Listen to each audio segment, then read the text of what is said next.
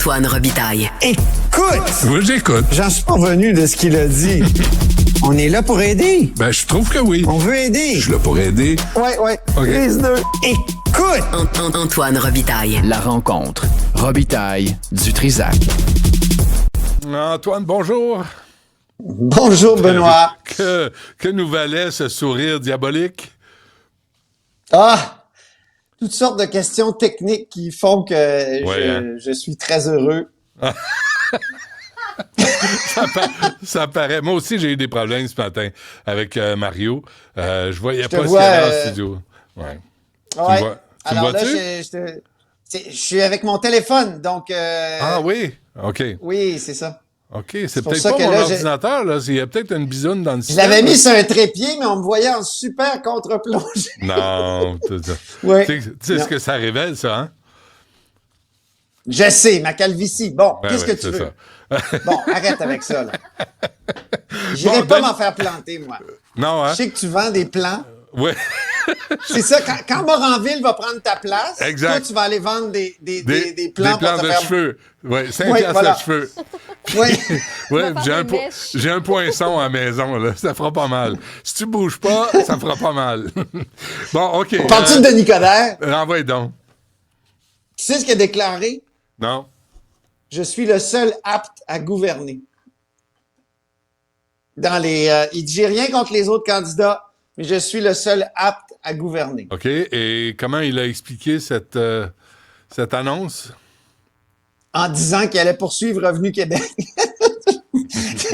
Tu sais, tu lances ta campagne à la chefferie d'un parti, puis tu dis que tu vas poursuivre l'État que tu veux gouverner. En tout cas, c'est très particulier, hein? C'est très particulier ce qui se passe. Alors, il a déposé son dossier de mise en candidature, mais c'est pas sûr que le parti accepte sa candidature. Pourquoi? Il faut vraiment qu'il démontre. C'est parce que il faut que ça soit analysé, cette candidature-là. Il faut que le parti considère qu'il a rempli toutes les conditions. Une des conditions, c'est qu'il paye ses impôts. Et il devait comme 400 000 $ aux deux paliers de gouvernement. Il a mis en vente sa propriété à 750 000. Finalement, elle est en vente à 720 000. Il l'a pas encore vendue. Là, il s'est expliqué. Là, il a donné des détails. Lui, il affirme que tout est correct. Mais en même temps, il dit que il va poursuivre Revenu Québec parce que c'est pas normal que ces informations fiscales se soient ramassées sur la place publique. En même temps, tu sais, il y a eu des hypothèques légales sur sa maison parce qu'il payait pas ses impôts. Oui, il y a eu un AVC, comme il l'explique. Ouais. Mais c'est sûr que ça pose problème à ce moment-là. Mais As-tu l'impression, Antoine, c'est une entourloupette pour pouvoir annoncer sa candidature au Parti libéral du Québec, puis qu'il dit, il n'a pas réglé ses affaires d'impôts, fait qu'il va les poursuivre, puis là, on gèle la question pour un bout de temps. Oui, parce que dans la déclaration qu'il nous a transmise là, de lui et son avocat, parce que c'est curieux, habituellement, c'est l'avocat qui signe ce genre de truc-là, là, c'est lui qui a signé. Il dit, mais là, je pourrais pas plus donner de détails parce que ça risque d'être judiciarisé. Tu sais, c'est comme, tu sais qu'en chambre, ici, il y a une question qu'on appelle sub judice, ça veut dire quand c'est devant les tribunaux, faut pas qu'on s'exprime là-dessus, surtout pas des gens en position de pouvoir, parce que ça pourrait violer la séparation des pouvoirs. Mais là, c'est comme un sub judice préventif, tu sais. c'est comme, en tout cas, Ouais. c'est très particulier. Il y a un plan en 10 points là pour. Il y a plusieurs idées, Monsieur Coderre, notamment nationaliser l'eau.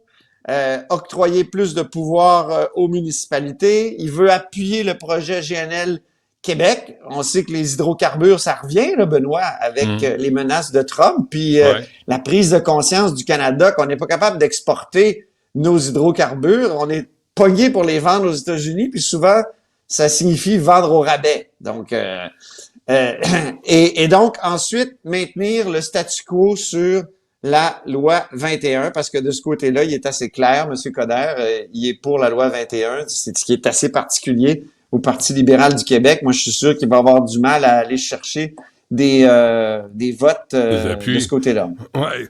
En tout cas, j'espère que là, on va regarder ce que chacun propose. Puis que, tu sais, Pablo Rodriguez arrive là, avec sa femme, sa fille, je pense, il traverse le pont, il en fait un spectacle, il se présente comme celui avec l'expérience, il renie tout son passé de 10 ans avec Justin Trudeau, c'est quand même extraordinaire. Alors, mais qu'est-ce que tu proposes? Incroyable. Qu'est-ce que tu proposes? Qu'est-ce que tu mets sur la table? Parce que si t'arrives les mains vides, les poches vides, ben c'est pas différent de ce qui est arrivé à Ottawa. Fait que qu'est-ce que tu veux? Là, je pense qu'il est temps que les gens proposent des choses concrètes pour être chef du Parti libéral. On verra. Hein? C'est la prochaine étape. Il va y avoir des débats, dont un en anglais. Donc, le Parti libéral, va essayer de faire parler de lui, même s'il y a une course au fédéral aussi. Ouais. Et il y a la crise politique en Amérique du Nord.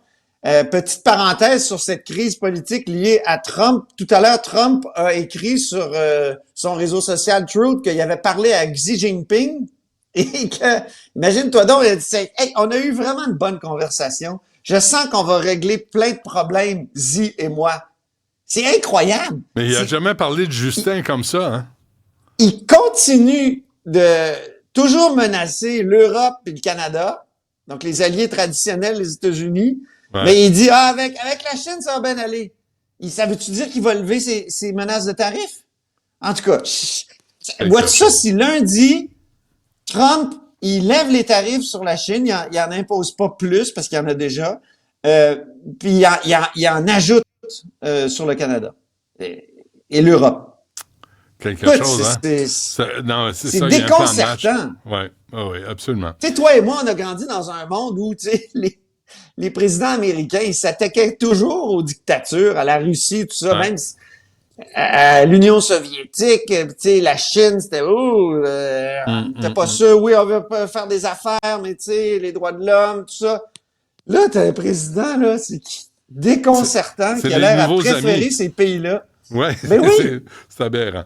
Mais en même temps, là, t'as la relève.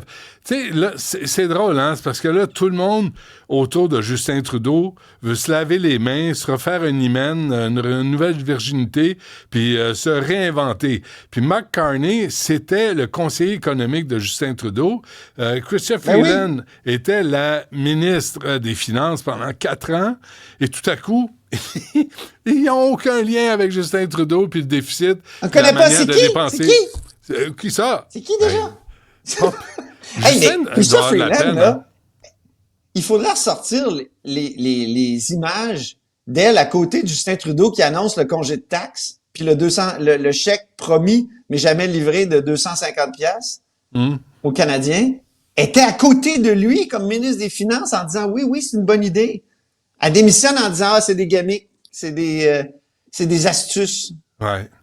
Mais Justin Trudeau là doit ruminer quelque chose de rare. Là, t'as Pablo Rodriguez qui le renie, t'as Mark Carney qui le renie, t'as Chrystia Freeland qui le renie. Il irait juste. Il paraît que c'est Mark Miller. Il paraît que c'est une bonne poire.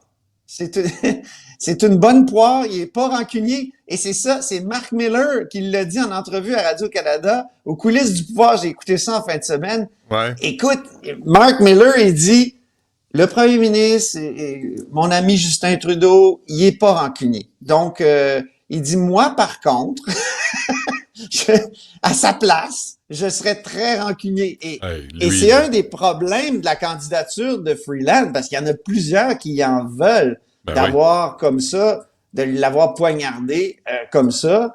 Et donc, hier, on le disait, elle a des appuis, parce qu'elle est capable de dire quand même, j'ai de l'expertise. En 2016, j'étais là, j'ai négocié l'ALENA 2.0. Mais là, elle a des appuis, puis il y a une valse des appuis. Là, Carney, il y en a 50 appuis déjà, c'est quand même énorme. Elle en a aussi. Il y a Randy Boissonneau, imagine-toi donc. Mais on ne sait pas quel Randy. Ouais. Est-ce que c'est l'Autochtone ou c'est... En tout cas, c'était ma blague, je voulais te faire rire C'est ce bon. midi, parce que c'est vendredi, il faut être un peu léger. Et d'ailleurs, vendredi, hein. il serait autochtone gay. C'est encore, Oui, c'est ça. pèse encore plus en balance, là. Parce qu'il a Non, mais il y a joué tellement toutes ces cartes-là. d'identités. Quand il t'appuie, ça veut dire 5 appuis. C'est ça. Ça vaut ça. Mais qui veut appuyer un banquier? Qui veut appuyer? Tu sais, Mark Carney, là, il est allé donner sa première entrevue à Jon Stewart aux États-Unis. Ah ouais, il parle c'était... la BBC l'a présenté. J'ai vu un texte ce matin, j'ai pas eu le temps d'en parler. Ouais. Mais le chum, le unreliable boyfriend. Parce qu'il était gouverneur de la banque en Angleterre. Puis là, on le présente comme le chum pas fiable. C'est quelque chose, ça. La BBC. Il y a une question qui va surgir, Benoît. C'est le fait qu'il y a 3 nationalités. Il y a 3 citoyennetés. 3? Irlandaise. Il y a irlandaise, britannique et canadienne. Ah oui, où est-ce qu'il C'est paye quelque chose. ses impôts? Ça, Où est-ce qu'il paye ses impôts, M. Carney? c'est une bonne question, Benoît. Puis, quand tu vas l'avoir en entrevue, c'est sûr qu'il va l'aura venir en jamais. entrevue. On l'aura jamais. Il Non? viendra jamais. As-tu essayé? Il paraît qu'il répond pas aux médias québécois. J'en doute J'entendais pas. ce matin sur d'autres ondes des gens dire ça, puis je sais que chez nous, c'est la même chose. Ah, Il oui, répond hein. pas aux médias québécois. Or, le Parti libéral du Canada a besoin du Québec. Eh oui. Hein? C'est pas pour Pierre Poilievre, là. Pierre Poilievre, lui, il peut choisir. Il vient de temps en temps. Ils ont beau faire la conférence de presse à Edmonton, c'est ici qui ont plus de chances d'aller chercher des votes. Pas en Alberta, pas rien de ça, là, pas dans l'Ouest canadien. C'est ici que ça se passe. Mais M. Carney Hey, va tu sais peut-être qu'il y a un l'apprendre. seul Québécois dans cette course-là? Ça va C'est être un qui? choc Carney-Freeland. C'est Frank Baylis. Il est en entrevue ce matin avec Mario Dumont. Écoute, je sais pas si on a un extrait. Oui, là, on le disait regarde. on pourrait, OK, on va écouter un extrait. Et j'ai mis en place un projet de loi 231 qui allait vraiment faire en sorte qu'on allait être beaucoup plus productif, plus efficace, moins de stupidité, si vous voulez. Et puis, j'ai pas pu l'avancer. OK? J'ai compris pourquoi j'ai pas pu l'avancer. Alors là, je me suis Parce que ça intéressait personne d'en haut de la pyramide, là. Regarde, soyons honnêtes. OK. Là. Monsieur, Alors- on regarde monsieur. Alors voilà, c'est le seul Québécois dans la course. Lui, il dit, je suis Canadien-Français, mais je suis aussi Canadien-Anglais. Il est de Montréal. Il l'a payé le 350 000 $. Parce C'est qu'il est ça. milliardaire. Ouais, c'est ça. Il est milliardaire. Il a juste cassé son cochon, tu sais, puis il dit, le voilà. Ah ouais. Il a fouillé dans ses poches. Il a dit, ah, tiens, il est là. Donc, il est milliardaire. Pourquoi? Il a fait fortune dans le secteur de la santé. Et il l'a dit à Mario tout à l'heure. Il dit, moi, je suis fier de dire qu'à chaque minute, il y a quelqu'un qui est soigné grâce à nos produits. Alors, j'ai pas plus de détails, mais c'est intéressant. Il a été député de 2015 à 2019. C'est pas représenté en 2019, mais c'est un libéral. Puis il se présente comme Québécois. C'est le seul Québécois. Ah oui, Il hein, s'exprime il peut- très bien en français. Mieux, je trouve que comme anglophone que Carney puis Freeland. Ouais. Imagine Il un peut- débat Carney-Freeland quand ils vont passer au français là. Oh my God. On va ramer dans le gravel un peu, je Ouais, pense. non, mettez un décodeur. Mais il peut brasser les cartes, M. Baylis. Là. Je sais pas, il y a peu de temps pour se faire connaître. Tu étais surpris que je te dise qu'il y a un Québécois, tu le savais même pas. Je savais Donc, il est pas extrêmement connu, mais je suis d'accord avec Mario, c'était une personnalité intéressante Mais là, qu'on c'est un ignorait. vrai- Mais c'est un vrai qui C'est un vrai débarque, là. candidat. Ouais, c'est un vrai, là. Tu sais, Mark Carney qui se présente comme un outsider. Tu me niaises-tu? Tu sais, t'étais l'ami personnel de Chrystia Freeland conseiller. et l'ami personnel... Non, Chrystia Freeland l'a dit, c'est un ami personnel. Justin Trudeau Ben oui. aussi. Fait qu'arrêtez, là. Mark Carney qui se présente à un banquier. Tu veux être né par un banquier? C'est-tu les gens les plus sympathiques sur la planète, les banquiers? C'est eux qui mènent le monde, Oui, Benoît. de tout évident. Et M. Poilievre, il est un peu mal pris, là, parce que la taxe sur le axe de taxe, ça fera plus effet. Oui, tout le monde l'a écouté. Tout le monde a repris son slogan. Ouais. Mark Carney et Chrystia Freeland ont repris son slogan. Moi, j'espère que ça va faire plus de monde, peut-être éventuellement, plus d'abonnés à la bourse du carbone du Québec et de la Californie, parce que pour l'instant, il y a juste 2 États qui sont dans cette bourse-là. Toi et moi, on n'a jamais compris comment ça fonctionne, mais c'est une manière de, de lutter contre les changements climatiques. Il paraît que ça fonctionne, puis que, bon, mais on sait pas comment trop, parce que c'est tellement compliqué, la bourse du carbone. Mais ça serait bien que c'est pas une taxe directe. Il y a David Hurtel qui nous avait dit dans le temps que c'était comme un café par jour. Ouais, mais ça permet de payer aux plus riches de payer pour la pollution qu'ils produisent, mais ça empêche pas de polluer, ça. Oui, mais ça fait en sorte que ça donne un coût à la pollution. Donc, si tu veux éliminer ce coût-là, qui est transféré à quelqu'un. Polluer. Oui, mais qui est transféré à quelqu'un qui pollue moins. Fait que tu fais jamais t'avances. Il n'y a aucune avancée. Tu permets aux plus grands pollueurs de payer pour transférer son niveau de pollution à un État qui pollue moins. Oui, mais il y a une cagnotte avec la bourse du carbone. Oui, mais chez pollue nous, pareil. on appelait ça le plan vert, et on fait toutes sortes de gestes pour diminuer la production de gaz à effet de serre comme ça. Mais ça marche pas parce qu'ils continuent à polluer. Pas nécessairement. Ils polluent moins, puis même ils peuvent aller chercher des subventions dans ce fonds-là pour justement diminuer leur gaz à effet de serre. Donc, je suis, comme dit... On a toujours été un petit peu... ouais, faudrait que tu invites quelqu'un pour l'expliquer. Moi, j'écouterais, hein? Ouais. J'écouterais, parce que c'est des années que j'essaie de comprendre, mais... Comme Christian mais, Page on essaie disait, d'aider. On est là pour aider. Je suis dubitatif. Je vais chercher à comprendre encore un bout de temps. Hey, il faut qu'on se laisse. Merci, Antoine. Bonne fin de semaine. Bonne fin de semaine. J'espère que ça va remarcher pour lundi, là, ton bidule, ton bisonne. Là. Moi aussi, parce qu'à chaque fois que j'avance mes mains comme ça, j'ai l'air d'une espèce d'araignée qui va te saisir. Ouais. Ouais. Ah, on n'aime pas ça. Merci, Antoine. À lundi. Salut.